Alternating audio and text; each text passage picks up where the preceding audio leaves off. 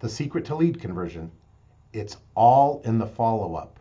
That's what we're going to talk about today. Stay tuned. It's an appropriate topic for today's market.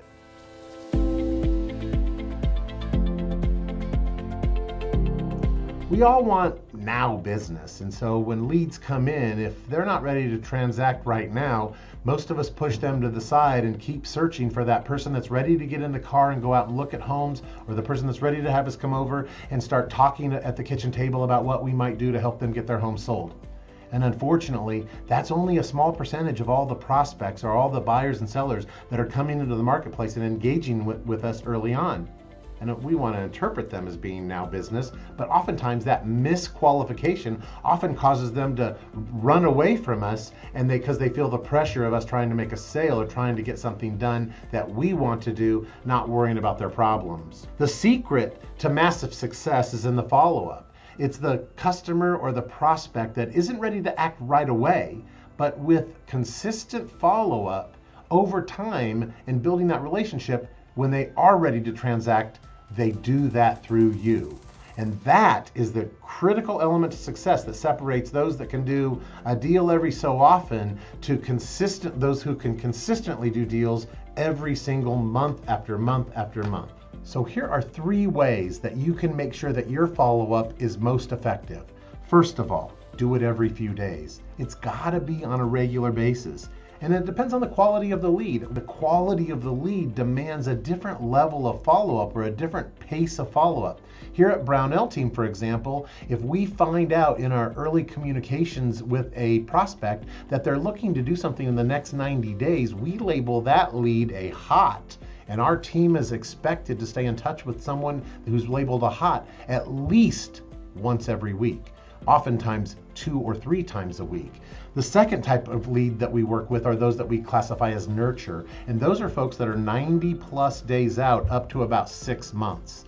And those leads need to be contacted at least once every 2 weeks. And again, usually that trickles up into once every week until we get established with them. But at least once every 2 weeks, a nurture lead must be contacted. And then the third group is a watch lead. And they're somebody that's going to do business based on our conversation with them sometime in the next 6 months or beyond, probably up to a year. Anything over in a year, we're dumping them into a different group or different bucket. But based on the quality of the lead, we determine the regularity of contact, and that's something that I recommend you do. When you treat all leads the same, then unfortunately the high quality leads don't get enough communication, don't get enough follow-up, and then they fall through the cracks and slip into another realtor's ecosystem or business opportunity. The second thing that you can do is you can use multiple methods to stay in touch with these leads. As far as follow-up goes, we use 5 or 6 different methods to stay in touch. We text the leads, we email the leads, we call the leads on the phone and have communication with them. We have Zoom video conversations, we do text voice drops, and we will also get engaged with them in social media platforms, whether that's LinkedIn or Facebook, and we have some dialogue there too. A variety of different methods may maximize your chance to stay in touch with the lead without them feeling overwhelmed by just getting an email from you every 3 days. That's how you get someone to unsubscribe and then risk marking your email address as spam, and then you completely lose touch with that contact and there's no chance that you can transact business with them. So multiple methods is another way that we maximize our follow-up. The third thing I recommend is consistency. Talked a little bit about that at the beginning. I said that you need to have regular touches, but it's the sad case is the agent that is consistent or has follow-up for the first 3 or 4 days or the first 3 or 4 weeks, and the lead doesn't engage or doesn't sound like they're going to transact with business, and so then they just let them go. And unfortunately, then that lead falls in through the cracks, and then we call them 6 or 8 months later, and we found out they just bought a house 30 or 60 days ago.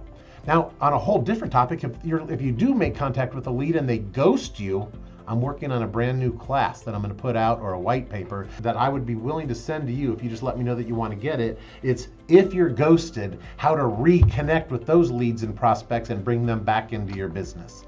It's a big deal at Brownell Team Realtors. We think that lead conversion is the #1 way that we separate ourselves from a lot of our competition. Implement some of these strategies, and I bet you can separate yourself too. Hope this has been helpful. Thanks for watching and have a great day.